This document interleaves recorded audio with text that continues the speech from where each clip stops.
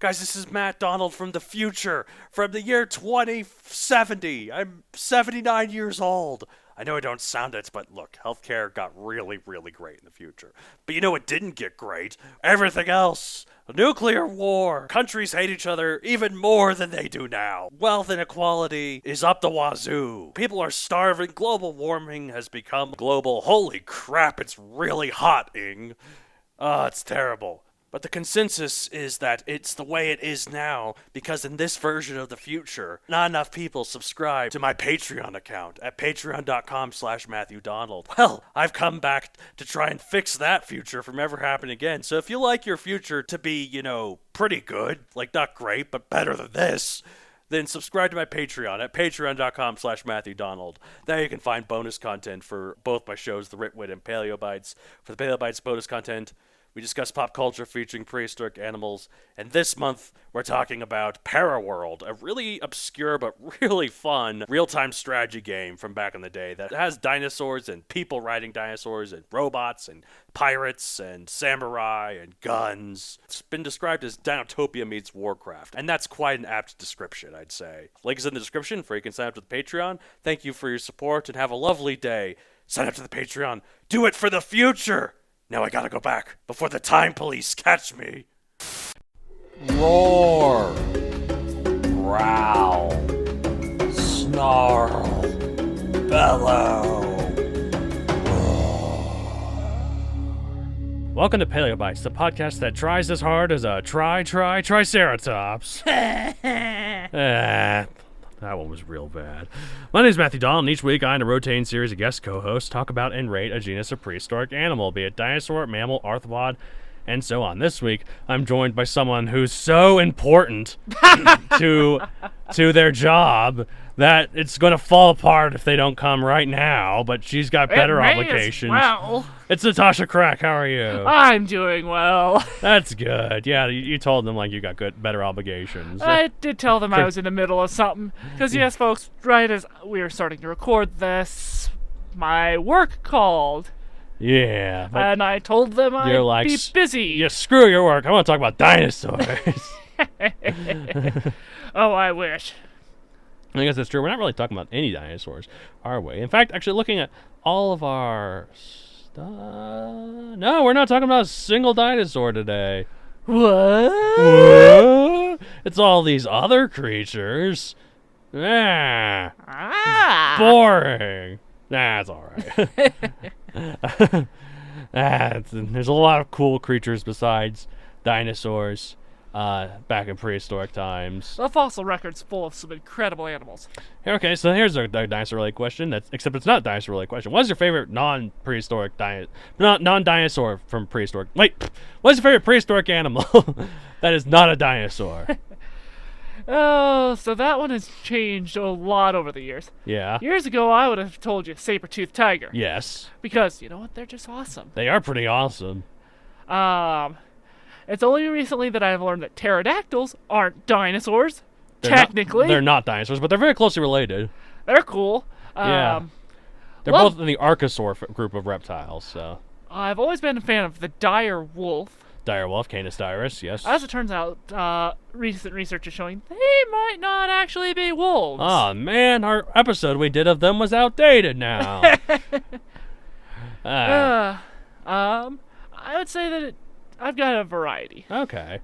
We're talking about an interesting little critter that that's true. Dug its way into my heart recently. That's true. Dug its way. Oh, literally. Yeah, exactly. I mean, not literally. You're still alive. It's not in your heart. Yeah, chest burster style. come out. No. All right. No, we're talking about Diectdodon.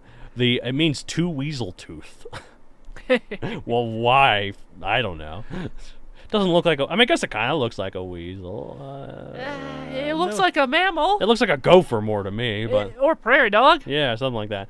Type is a Diictodon, a group of mammal-like synapsids that lasted until the big extinction at the end of the Triassic that made dinosaurs the dominant land animals. Size 1.5 feet / 45 centimeters long, so kind of cute. Like you just something kind of small. As long as like your arm from your elbow outwards, probably. About the size of a modern bearded dragon. Oh yeah, oh that's so cute.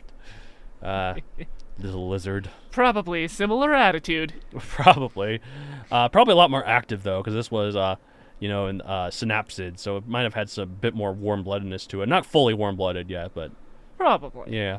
Diectodon was an herbivore. That was nice, cute little gopher-like thing, or prairie dog-like thing. Are prairie dogs herbivores? Yes, they are, although they will not turn their nose up at insects. I was gonna say I could see them eating like a bug or something. They do often prefer to eat the roots of plants, which makes Yeah, them a menace to farmers. Yes, that makes sense. I imagine Diectdodon would have had some similar attributes. Yep, all the farmers back then probably shot at the Diectodons. All right. Time, late Permian, 260 to 254 million years ago. So it did not quite die out at the big extinction event of the Permian, although I think it might have gotten just to the tip of it. But, it died beforehand. So, that Walking with Dinosaurs lied to me about that. According to that, it not only was during the extinction event, but it survived the extinction event. No. Probably just barely. Yeah. Like, Burrowers do tend to do well in face of extinction events. Yeah, they do. And maybe it did survive, but when it says 254 million years ago, that was the time it evolved into something else. I don't know. Could be. I don't know. Who knows? Probably paleontologists know, I'd wager. But it was described in 1876. Pop culture appearance, Walking with Monsters, as I said, but also, this is where you know it from, the sci-fi show Primeval. Yes, that is where I first ran across the little buggers. Yeah, and they become one of the characters' pets, right? Yes, they do. I need to watch that show. It sounds bonkers. It is bonkers. Like it's not British, so of course it's bonkers. I think it's by Impossible Pictures, which is the same production company that did the Walking With series. So. But, yeah, it is bonkers. Yeah, they do a bunch of prehistoric animals from like these time warps, but they also do some hypothetical future animals. Yes, that are based on bats. Oh, wow. And they are actually terrifying. Oh, wow. Yeah, future bat. I think I've heard about them, like future flightless bats sort of things. Yes. That kind of still crawl like bats. Ugh. Yeah, thankfully they can't fly. Otherwise, that would be the stuff of nightmares. Ah. And they were already pretty freaky. Well, yeah. I mean, I don't know have you ever read the book After Man: A Zoology of the Future? I've listened to a lot of reviews of it and seen a lot of the illustrations. Yeah, there's a creature in it called the Night Stalker. That's a flightless bat relative. And it is scary, man. And that might be what they base it off of. Yeah.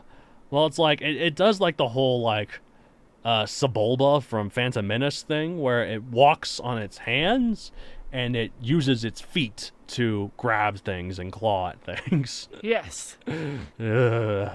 Yeah, that super bat is something else. Yeah, man. So you like gophers? Who doesn't like gophers? Gardeners, I suppose. Yeah, any burrowing creature can be a menace to your garden. Yeah. What about... And that includes insects. Yes, of course. What about gophers that are more reptile-like, but are still in the evolutionary track of mammals and mammal ancestors? Now we're getting somewhere. Although, if that makes you more interested, though, you sure have weird taste. Regardless, say hello to Diectdodon, a cute little synapsid that was one of the most successful creatures in the whole of the Permian. Half of all Permian vertebrate fossils in South Africa are from Diectdodon. Fun. Oh, did I say where it was from? I think I might have skipped location. Zambia, South Africa, and China. Nice. Okay. I went to, from time to described in 1876. Whoops. Okay, so yeah, in South Africa, half of all Permian vertebrate fossils there are from Diectdodon.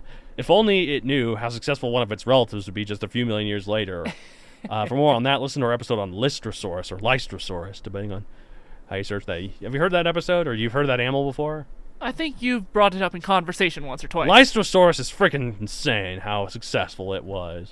Because it survived the Permian extinction. It was during Pangea. It was a burrower. It had a very generalized diet. It exploded in population. From an evolutionary standpoint, though, generalists do tend to do quite well. Right. And it just ticked all the right boxes. But, of course, as soon as other creatures evolved that could be a little bit better at it at one thing, then those specialists started taking it over in that niche, and then other specialists took over in that niche, and then... Yeah. Being a generalist does allow versatility, but sometimes the specialists do better. I mean, like look, and to bring it to an example we all know, in Super Smash Bros, Mario may be a good all-around character. But if you want to get really good, you pick a character that's more specialized, like Meta Knight. You really do. Like someone who's like really good at certain things, like just really good at like that. I always picked Yoshi because he's a dinosaur, and I was no good at him, and I don't think he's actually a really good character. But who He's cares? not. I play Yoshi in those games. Because I played Pikachu a lot. Pikachu, yeah. Or Kirby. I've actually gotten to play Marth, though, because I was getting decent with Marth. Nice. But, I think it'd be really funny. The thing about those, I've heard this before in podcasts where, like, they talk about, like, how, when you go into professional play of Super Smash Brothers, generally you get people who pick these characters that are really good at one thing and just really hammer them home. I mean, a one-trick pony can be really good at its trick. But like, there could be someone that's so good that they specifically pick Mario, and it's a power move. It's like, I'm so good I can beat you at the most generalist character. I mean, professional video gamers wouldn't surprise me. Anyway, so Diectdodon, it had little tusks sticking out from its upper jaw, with those of the male being slightly larger. They also had a sharp parrot-like beak, similar to other synapsids, but it was their burrowing lifestyle that made them unique. These burrows, we actually have found evidence of them. They could be up to 5 feet deep, and some of them we found have had over 500 square meters of space. That is bigger than my current apartment. Like, you're living a bit lavishly, huh, Diectdodon? Well, I mean, burrowers do tend to do quite well. Yeah, I guess that's true. And also, to be fair, they didn't have a ceiling as high as they did in my apartment. Yeah, I mean, they were kind of small. Yeah, low ceilings, but still 500 square meters. Like, That's an impressive tunneling system for a creature so small. yeah, exactly. Like, if you factor the ceiling, I'm sure I had more cubic meters, but they had more square meters. So, Probably. anyways, so despite how common Diectdodon was and how big these burrows are, they were not connected to each other, ruling out the notion of prairie dog-like colonies. Oh, so they weren't as communal. No, they were not. We have found fossilized Diectodon eggs and babies together in those burrows, though, so it was likely there was some parental care from both the mother and the father. So there might have been little family groups, but not like a huge colony or anything. Yeah, that would make some sense. Yeah, still kind of cute to imagine like a bunch of Diectodon just poking the little heads up. Just being like, alert, alert! I imagine, though, that some of the communities were close together, even though their tunnels wouldn't have been linked. Their tunnels weren't linked, but they probably would compete. Although as soon as one of them spotted a predator, they would all know it. That's the nice thing about probably would. them living together. So, I mean, modern prairie dogs, meerkats, and others do that. yeah, one of the predators around that time was I do not know how to pronounce it. Also known as like organopsid, but it's the Insectiostrivia or something. I don't know exactly how to pronounce it, but it's the big super predator before the dinosaurs that was a synapsid, and it looked like a dog. It looked like a big rhino-sized dog. Like, Yikes! like, it was scary looking, and some people even depict it as having fur. And that's just weird to think about this big wolf-sized creature pre-dinosaurs. That is interesting. Not wolf-sized, wolf-like. Far bigger than wolves. Yeah, it is interesting to think that some of those things came before the dinosaurs. Because when we Yeah. think big, we think dinosaurs. Well, it's so funny. Like, if you look at like the trajectory of life, the mammal ancestors were by far the more dominant ones before the dinosaurs, the synapsids. And so, if it weren't for the Permian extinction, mammals might have had a head start. They might have. Like, dinosaurs happen to be the most good at exploiting the niche post-Permian extinction, and especially after the Triassic extinction as well. Like, even in the Triassic period, dinosaurs were not quite the dominant creature. Mm-hmm. Like they only evolved in the late Triassic, and then by the end you got some big ones like Plateosaurus, but they still weren't like the dominant creature. I mean, it takes time for a creature to become dominant. Yeah, like in the Triassic you got like the other synapsids, and you got some crocodile relatives like Postosuchus. The Rausuchians are what those are called, and some of them looked like dinosaurs. It was kind of scary. I mean, if it weren't for the more aquatic nature of the crocs, they probably could have become very dominant. A lot of them were terrestrial, though, back then, so it's crazy. But yeah, then once the Triassic extinction hit, dinosaurs just became the big guys for another 150 or so million years. it's just weird to think about. The Permian extinction didn't happen. Maybe mammals and maybe by that extension humans would have evolved several 100 million years earlier. And maybe in that hypothetical scenario, humans and dinosaurs could have walked together. Interesting. Hey, Yeah. speculative evolutionarists, write a story about this. Here's the thing. I don't think if that had happened, dinosaurs would have gotten as big. No, It might no. have topped out around the size of elephants. Right. Or it could have been like the synapsids and the mammals evolved from those would have been the dominant ones, but the dinosaurs would have been like kind of like lizards and snakes and turtles are today, little and like. It could be. Yeah, I don't know. Speculative evolution. It's Yeah. fun. Or they could have just been like birds, and it would have been exactly like the modern world, just hundreds of millions of years earlier. I don't know. But these burrows that Diectdodon were in, are found so well because Diectdodon like to nest near flood plains, and sometimes water would flow inside the burrow and drown the animals, thus turning them into wonderfully pristine fossils for paleontologists to enjoy. Yeah, now that I think about it, paleontologists are monsters. Yay, this thing died horribly. Now we can study it better. Yay, this dinosaur had all these injuries and died young. Let's give him a cutesy name like Big Al and make a whole TV special about him. That'll make up for all the suffering he went through.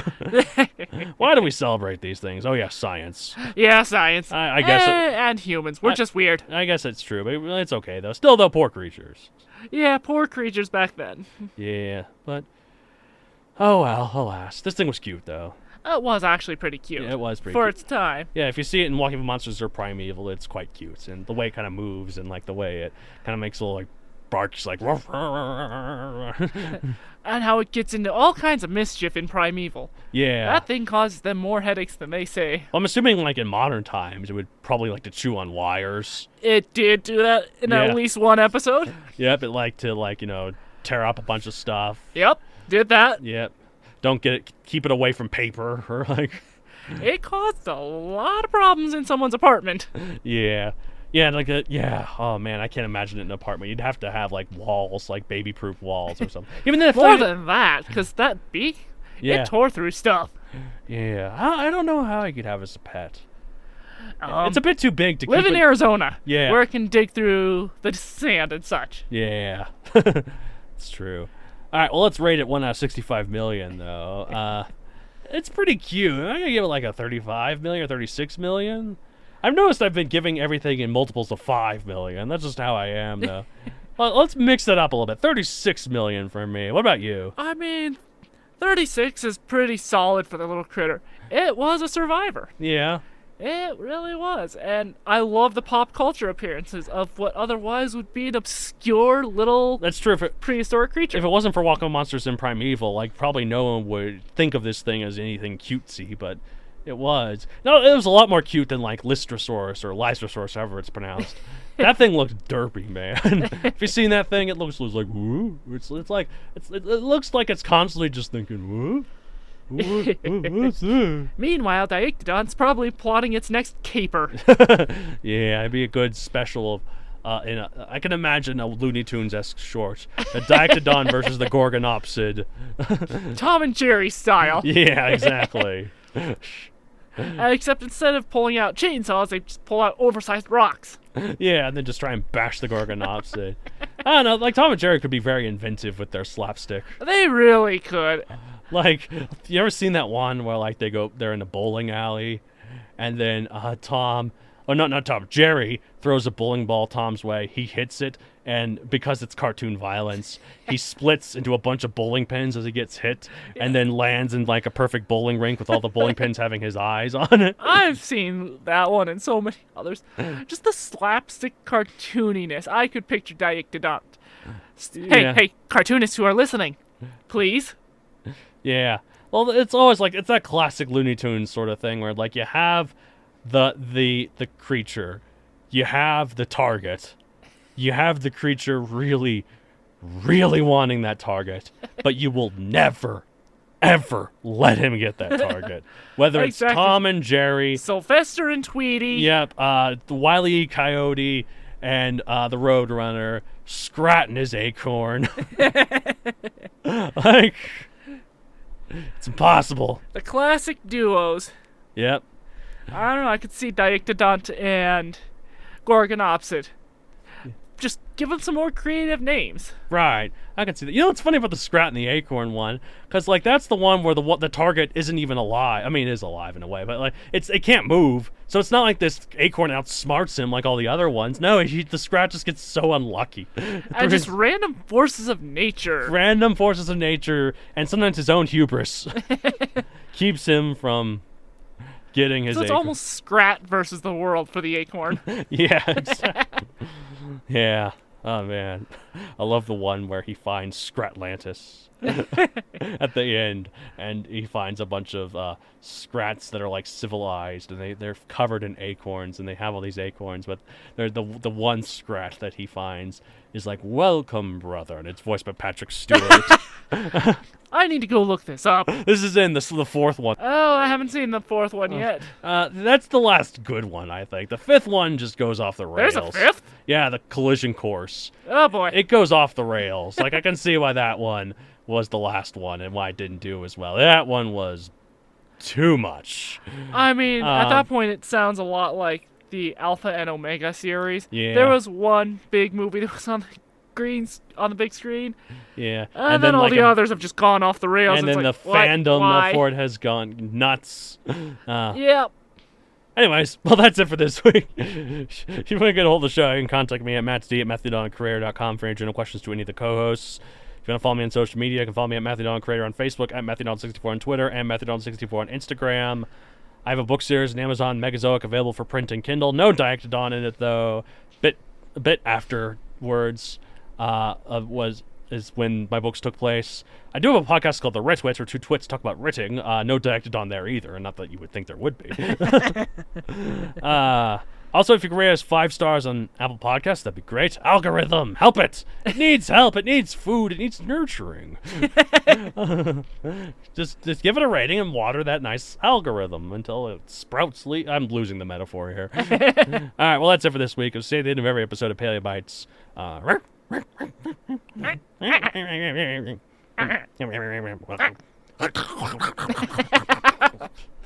those are my wires! Get off!